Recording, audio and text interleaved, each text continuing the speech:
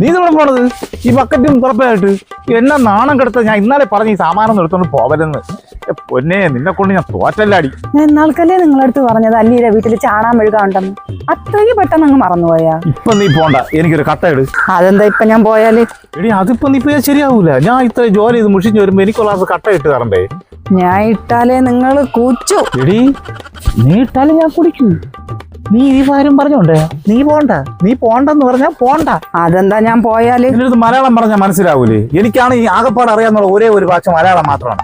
English ഒന്നും എനിക്ക് അറിഞ്ഞൂടാ. നീ പോണ്ടെന്ന് പറഞ്ഞാൽ നീ പോണ്ട. അപ്പൊ നീ അല്ലീരെ വീട്ടിൽ പോയി ചാണാൻ മുഴുവൻ എന്നെ താമസിക്കൂല അല്ലേ? അയോക്യ നായേ, തിരിഞ്ഞു നോക്കണ്ട. നിന്നെ തന്നെ പറഞ്ഞത്.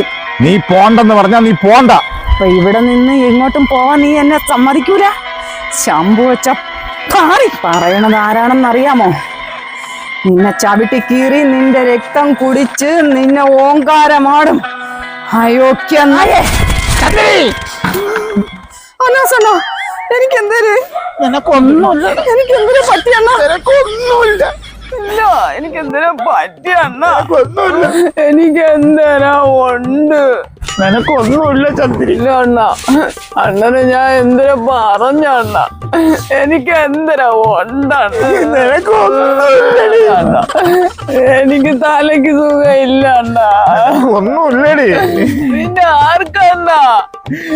എനിക്കടി ഈ അമ്പൂരി പഞ്ചായത്തിലെ മാളപ്പള്ളി മനോരോഗി ഞാൻ.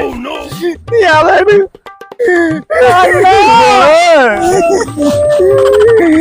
നീ ഇങ്ങോട്ട് ഇവിടെ പോകടി. കയറി പോടേ ചന്ദ്രി.